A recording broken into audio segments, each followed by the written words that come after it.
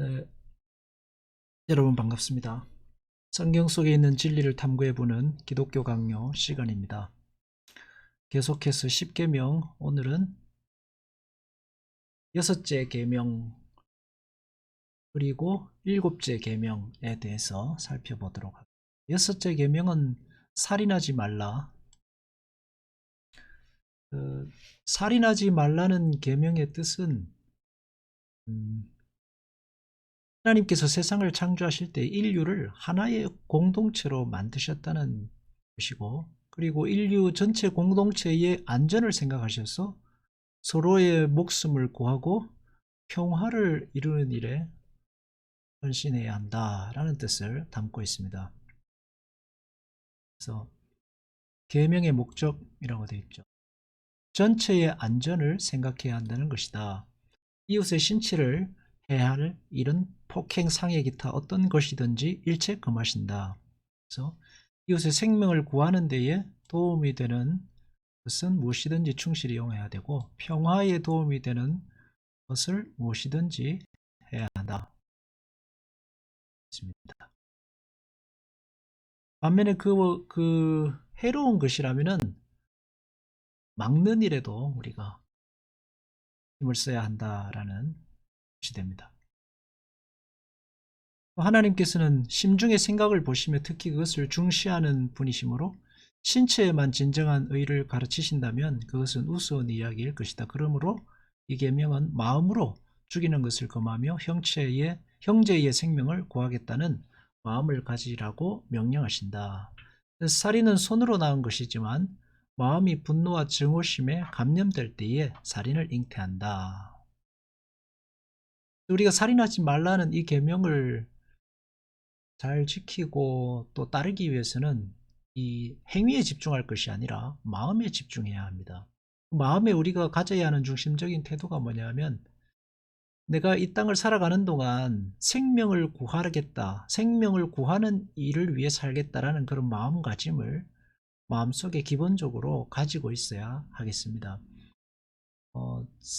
예수 믿는 사람, 특히 신앙을 가진 사람들이 가져야 되는 가장 중요한 마음이 저는 이것이라고 생각합니다. 생명을 구하겠다는 마음. 하나님 말씀에 순종하고 하나님 뜻에 따라 살아가는 것도 중요하지만, 결국은 하나님 뜻에 따라 사는 것도 구원, 사람을 죄에서 건져내고 그 저주와 지옥에 떨어지는 자를 살려내겠다는 그런 마음 아니겠습니까? 그죠? 생명을 구하겠다는 마음을 가장 중심에 둬야겠다. 능력과 기회가 허락하는 대로 이웃의 안전을 지키려고 노력. 그것은 율법에 대한, 그렇지만 노력하지 않으면 율법에 대한 흉측한 위반이 되고, 영혼의 안전을 위해서도 우리가 열심과 노력을 다해야 한다라는 겁니다. 그래서 우리가 모든 위치에서, 특히 이제 지도자의 위치에 있거나 아니면은 다스리는 사람의 위치에 있는 사람들은 이웃의 생명을 구하는, 그리고 안전하게 지켜내는 일이 의무이자 책임이 될 것입니다.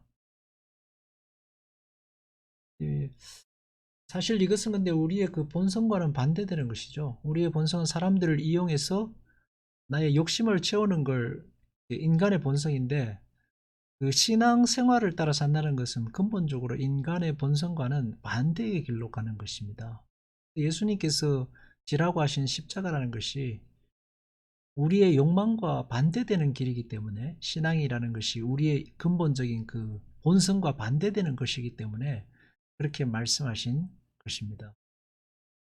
그래서 신앙의 길이 세상의 문화를 거슬러 가는 거기 때문에 사실은 굉장히 어렵고 또 때로는 외롭고, 다른 사람들은 다 저렇게 사는데 내가 굳이 이렇게 살아야 되나, 그런 질문들이 늘 우리 안에 일어납니다. 그리고 그것이 일어나는 것이 어떻게 보면 당연한 것이라고 할 수 있겠습니다. 일곱째 계명은 간음하지 말라입니다. 이 계명의 목적은 하나님이 정숙과 순결을 사랑하심으로 우리는 모든 불결을 멀리해야 한다라는 것이다 했습니다. 우리는 육의 추악이나 정욕의 난무에 더럽혀져서는 안 된다는 것이다. 여기 대응하는 적극적인 계명은 우리 생활의 모든 부분을 정결과 극기로 정리하라는 것이다. 음행은 모든 정욕의 귀착점이며 했습니다. 정숙과 순결, 간음하지 말라 하는 것이 간음하지 말라 하는 그 부정명령에만 해당되는 것이 아니라 그 반대편에 있는 정숙하고 순결한 사랑, 순결한 삶을 살라 하는 쪽에 그 무게추가 있는 거죠. 하나님께서 그것을 우리에게 요구하시는 이유가 뭘까요? 결국은 이것도 살인하지 말라고 하는 그것과 함께 연결이 되어서 공동체를 지키고 또 사람이 이 땅 가운데서 생육하고 번성하게 하는 데에 굉장히 중요한 부분을 담당하고 있기 때문일 것입니다.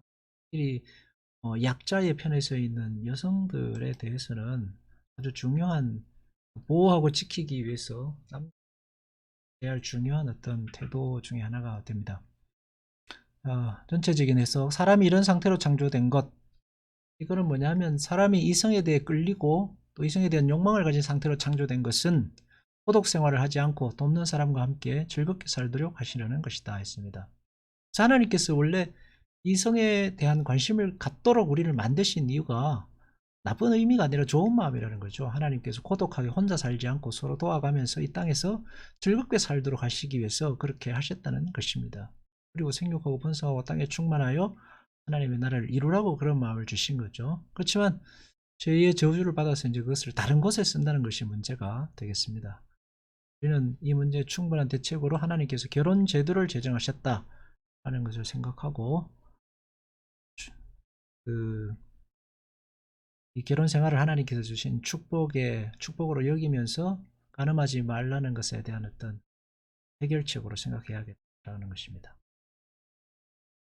그러면 결혼하지 않은 청년들은 어떻게 되냐? 감수하고 살아야죠. 다른 방법은 없는 것 같습니다.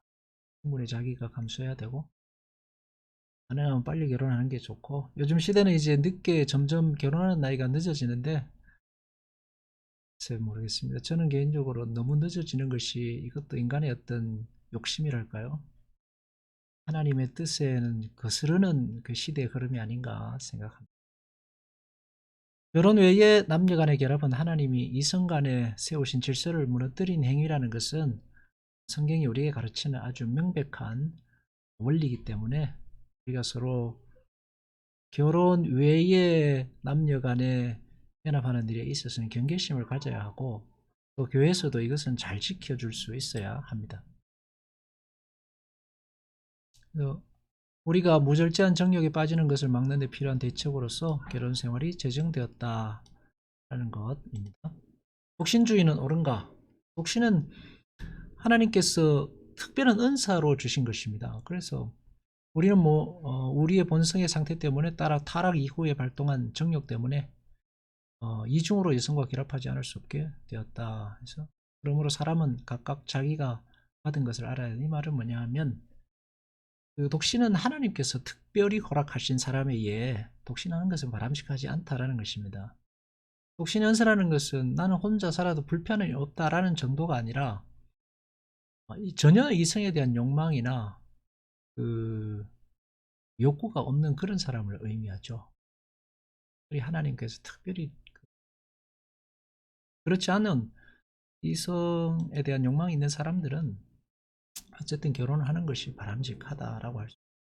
그리고 또 하나님께서 허락하신 독신에 대한 연사는 하나님의 나라 천국 일에 자유롭게 헌신하도록 하시기 위해서 주신 거기 때문에 사람의 힘으로 이것을 할 수 있다. 사람의 힘으로 이것을 할 수 있다라고 생각하는 것은 잘못된 것입니다. 그죠? 하늘에서 허락된 자들만이 이것을 독신으로 살아갈 수 있다라는 것이 성경의 입장이 되겠습니다. 결혼은 신성한 것으로 여겨서 독신 생활을 동경하지 말아야 합니다. 요즘은 결혼이 힘들고 어렵고 하니까 아기를 낳고 가정을 이루고 사는 게 힘이 드니까 사람들이 독신 생활을 동경을 하고 또 하지 않는 경우가 있는데 특별한 경우가 아니면은 결혼을 하고 가정을 이루는 게 하나님께서 사람을 창조하신 중요한 목적 중에 하나입니다. 그래서 우리는 웬만하면 가정을 이루는 것이 좋다라고 할 수 있겠습니다. 그리고 가정을 이룸을 통해서 우리가 하나님의 마음을 좀 더 많이 이해할 수 있고 알아가는 부분에 도움이 됩니다. 이 간음하지 말라 하는 이것을 만드신 분이 하나님이시죠. 세우신 분이 하나님이시라는 것을 늘 잊지 말고 하나님이 영혼과 정신 세계 그리고 일상생활의 모든 세계의 주인이시다라는 사실을 알고 하나님 앞에 신앙생활을 하면 되겠습니다. 신앙 공동체는 항상 정숙과 거룩을 추구해야 하죠. 그래서 우리가 교우간에는 가능하면 음담패설, 금전거래, 정치선동 이런 것은 피해야 할 세 가지 그 신앙 공동체의 금기라고 할 수 있습니다. 이런 음담패설이나 금전거래나 정치 같은 것은 공동체의 하득, 교회 공동체의 하등의 유익이나 타협점이 없고 분열의 가장 큰 원인이잖아요. 교회가 있는 이유는 이런 분열을 넘어서서 하나님의 나라를 세우기 위해 있는 거기 때문에 우리는 거룩하고 신앙생활에 지내야 하겠습니다. 하겠습니다. 하나님, 신자의 삶은 세상의 흐름을 거슬러서 살아가는 것입니다.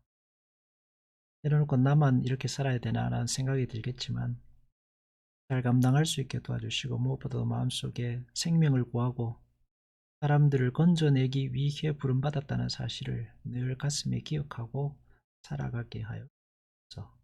주님 우리를 도와주시고 은혜를 베풀어 주셔서 예수님의 이름으로 기도합니다.